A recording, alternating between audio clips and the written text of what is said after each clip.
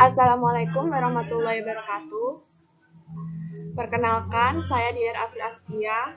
Saya di sini mewakilkan kelompok saya dari kelompok 9 untuk memenuhi tugas pendidikan kewarganegaraan pada tugas Good Governance.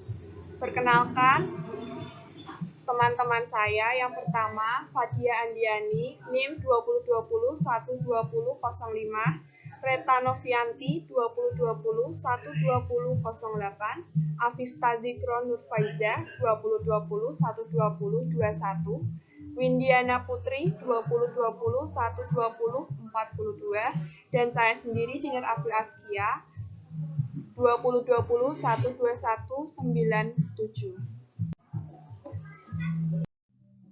Pengertian Good Government. Good Government adalah suatu penyelenggaraan manajemen pembangunan yang solid dan bertanggung jawab yang sejalan dengan prinsip demokrasi dan pasar yang efisien. Penghindaran salah satu alokasi dana investasi dan pencegahan korupsi, baik secara politik maupun secara administratif, menjalankan disiplin anggaran serta pencapaian ilegal dan politician framework bagi tumbuhnya aktivitas usaha. Indikator pemerintahan yang baik. 1. Transparansi. Transparansi merupakan proses keterbukaan, menyampaikan informasi atau aktivitas yang dilakukan. 2. Partisipasi. Partisipasi merujuk pada keterlibatan seluruh pemangku kepentingan dalam merencanakan kebijakan. Masukan dari berbagai pihak dalam proses pembuatan kebijakan dapat membantu pembuat kebijakan mempertimbangkan berbagai persoalan, perspektif, dan opsi-opsi alternatif dalam menyelesaikan suatu persoalan. 3. Akuntabilitas. Akuntabilitas diidentifikasikan sebagai bentuk pertanggungjawaban atas pengaturan yang telah dibuat. 4. Koordinasi. Koordinasi adalah sebuah mekanisme yang memastikan bahwa seluruh pemangku kebijakan yang memiliki kepentingan bersama telah memiliki kesamaan pandangan.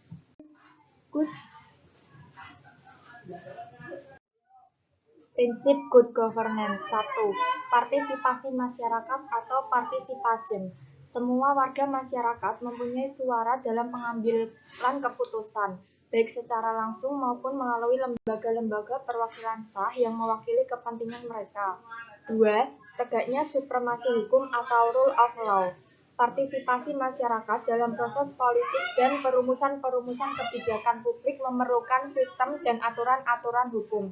3. Transparansi atau transparansi. Transparansi adalah keterbukaan atas semua tindakan dan kebijakan yang diambil oleh pemerintah. 4. Peduli pada stakeholder atau dunia usaha. Lembaga-lembaga dan seluruh proses pemerintahan harus berusaha melayani semua yang berkepentingan.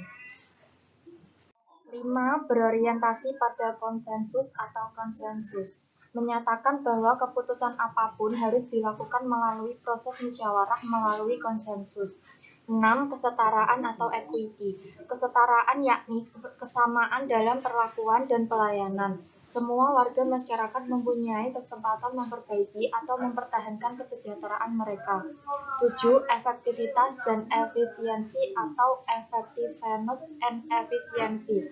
Untuk menunjang prinsip-prinsip yang telah disebutkan di atas, pemerintahan yang baik dan bersih juga harus memenuhi kriteria efektif dan efisien, yakni berdaya guna dan berhasil guna. 8. Akuntabilitas atau accountability.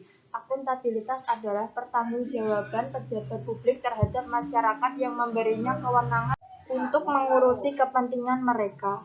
9. Visi strategis atau strategis vision. Visi strategis adalah pandangan-pandangan strategis untuk menghadapi masa yang akan datang.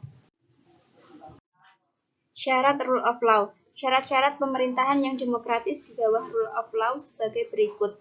1. Perlindungan konstitusional. Artinya, selain menjamin hak-hak individu, konstitusi harus pula menentukan cara prosedural untuk memperoleh perlindungan atas hak-hak yang dijamin. 2. Badan kehakiman yang bebas dan tidak memihak. 3. Pemilihan umum yang bebas. 4. Kebebasan menyatakan pendapat. 5. Kebebasan berserikat dan beroposisi. 6. Pendidikan kewarganegaraan. Langkah good governance. 1. Lembaga-lembaga perwakilan rakyat harus sesuai dengan fungsi dan perannya, yaitu membangun Indonesia karena orang-orang yang berada di lembaga tersebut dipercaya oleh rakyat menjadi wakilnya. Oleh karena itu, lembaga perwakilan rakyat harus memperjuangkan suara segenap rakyat Indonesia. 2. Lembaga peradilan harus mandiri tanpa ada intervensi dari siapapun, harus profesional dan bersih. 3. Aparatur pemerintah harus profesional dan berintegritas untuk mencapai reformasi birokrasi sesuai judul artikel ini. Jangan ada lagi praktek-praktek KKN agar terwujudnya good governance. 4. Agar terwujudnya good governance masyarakat harus menjadi masyarakat yang menandai, yaitu masyarakat yang beradab dalam membangun, menjalani, dan memaknai kehidupannya. 5. Otonomi daerah harus diterapkan sebaik-baiknya sehingga potensi-potensi daerah dapat dimanfaatkan sebaik mungkin. Selanjutnya yaitu cara mencegah korupsi. Yang pertama, atur cash flow.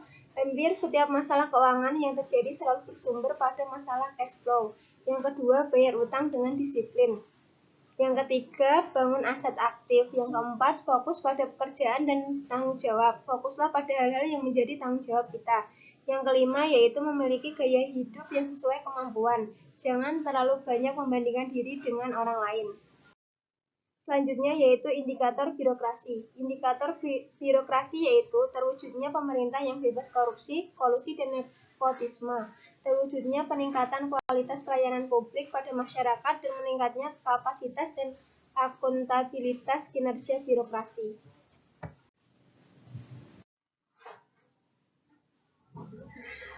Yang berikutnya adalah ciri-ciri birokrasi yang baik. Beberapa ciri yang ideal dari birokrasi antara lain, yang pertama adalah kerja yang ketat pada peraturan atau rule. Kedua, tugas yang khusus atau spesialisasi. 3. Kaku dan sederhana. 4. Penyelenggaraan yang resmi atau formal. 5. Pengaturan dari atas ke bawah atau hierarki. 6. Berdasarkan logika atau rasional. 7.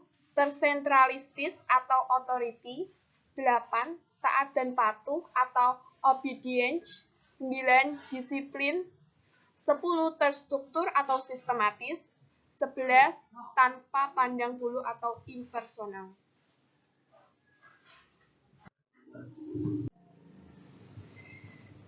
Sekian penjelasan dari kelompok kami. Sebelumnya, kami meminta maaf bila ada kesalahan, baik disengaja ataupun tidak. Semoga kalian dapat mengambil dari pelajaran yang kita jelaskan. Terima kasih. Wassalamualaikum warahmatullahi wabarakatuh.